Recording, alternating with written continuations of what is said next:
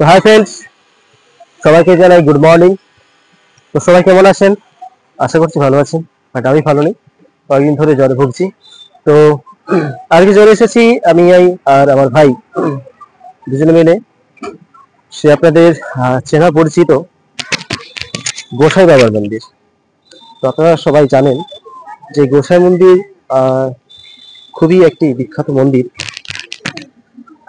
যা কিনা আমাদের পাঁশকুড়া থেকে খড়গপুরগামী শিরাই স্টেশনের কাছে অবস্থিত। শিরাই স্টেশন থেকে মাত্র 1 থেকে 1.5 কিলোমিটার দূরেই আমাদের এই মন্দিরটি অবস্থিত। তো যারা যারা আসবেন এই মন্দিরটিতে যারা আসবেন তাদের উদ্দেশ্যে বলবো, আপনারা পাঁশকুড়া স্টেশন থেকে খড়গপুর কিংবা মেদিনীপুর গামী যে কোনো ট্রেনে বা লোকালে আপনারা খিরাই স্টেশনে নেমে আসতে পারেন এই মন্দির। এবং যারা বাইকে আসবেন বা যারা সাইকেলে বা বাইকে আসবেন বা অন্য কোনো যানবাহনের মধ্যে আসবেন, তারা পাঁশকুড়া থেকে আপনারা যে কোনো ভাবে গোসাই মন্দির সার্চ করলে গুগলে বা ম্যাপে আপনারা দেখতে পাবেন সেই মন্দিরের ডিটেলস। তো চলুন আমি মন্দিরের ভেতরে একটু ঢুকবো, মন্দিরের দিকে যাওয়া যাক।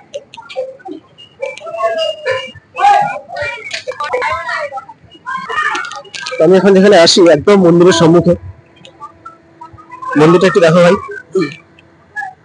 দেখতে পাচ্ছেন এই সেই শ্রী শ্রী রামানন্দ গোস্বামীজির মন্দির। একটু জুম করো, কাছে যাও। তো আমি মন্দিরের বিগ্রহ সবাই করবো। তো সেই শ্রী রামানন্দ গোসাইজির বিগ্রহ এখানে বহু বছর ধরে উপস্থিত রয়েছে। একটু মন্দিরের পুরো অংশটা দেখাবার চেষ্টা করবো।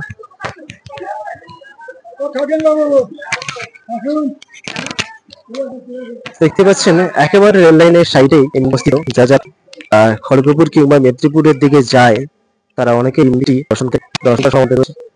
দেখুন মন্দিরের পুরো অংশটি, পুরো মন্দিরটি পাথর দিয়ে খোদাই।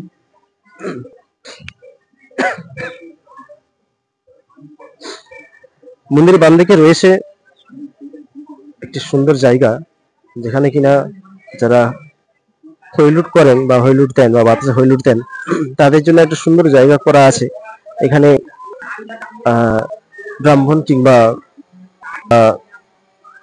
বৈষ্ণবগণ রয়েছেন, ওনারা কীর্তন দ্বারা পরিবেশন করে আপনাদের মানত করে যে বাতাসে থাকে সেগুলো দিয়ে পুজো করেন বা বাতাস হৈলুট দেন। তো এখানে সেই সমস্ত কিছু আয়োজন এখানে রয়েছে। তো আমি পুকুরটা দেখাবো, মন্দিরের সামনে একটি পুকুর রয়েছে, সেই পুকুর দিকে একটু যেতে চাই।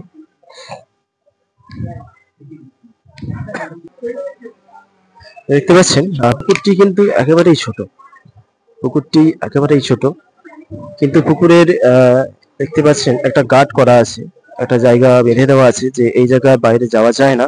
যারা বাইরে থেকে আসে তারা এখানে স্নান আদি করে বা স্নান করে মন্দিরে ওঠেন।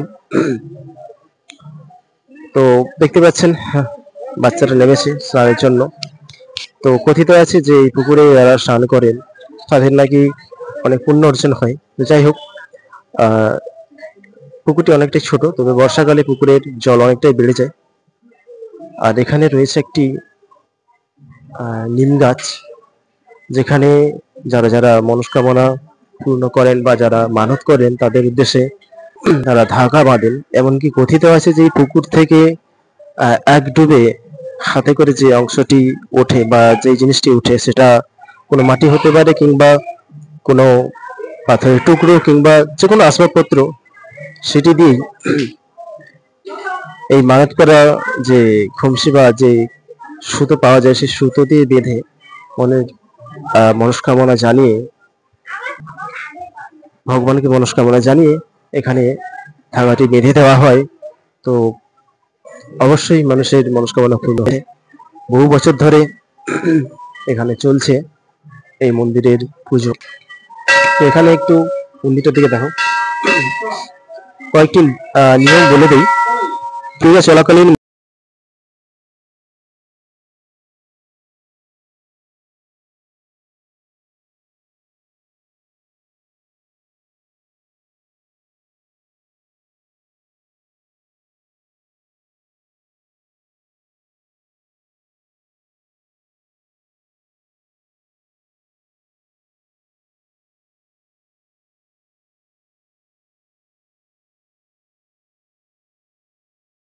আরেকটি যেটি যে কথাটা না বললেই নয়, এখানে পুজো দেওয়ার যে সময় আপনারা যারা আসবেন, দূর থেকে যারা আসবেন তাদের উদ্দেশ্যে বলে রাখি, সকাল 7টা থেকে 7টা 30 মিনিটের মধ্যে এখানে পুজো শুরু হয় এবং দুপুর 12টা 12:30 পর্যন্ত এখানে পুজো চলে। তো যারা আসবেন তাদের উদ্দেশ্যে বলে আপনারা ঠিক সময় মতো আসবেন, কারণ সময় তৈরি হলে হয়তো আর আপনারা পুজো দিতে পারবেন না ওই দিন। তো যাই হোক, আপনারা সবাই আসুন এই মন্দির, সবাই দর্শন করুন শ্রী শ্রী রামানন্দ গোস্বামীজির মন্দির। অবশ্যই ভালো লাগবে, খুব সুন্দর একটি জায়গা এবং পার্শ্ববর্তী জায়গায় সুন্দর বসার জায়গা কিংবা বিশ্রাম করার জায়গা আপনারা পেয়ে যাবেন। তো দূরবর্তী স্থানে এখান থেকে কিছুটা এগিয়ে যেয়ে কিছু কিছু মন্দির রয়েছে, তো সেখানেও আপনারা যেতে পারবেন। তো যাই হোক, আমি ভিডিওটি এখানে শেষ করবো, আর একবার মন্দিরটি দেখি। তো সবাই ভালো থাকবেন, সুস্থ থাকবেন, পারলে ভিডিওটি শেয়ার করবেন। মন্দিরে গিয়ে দেখে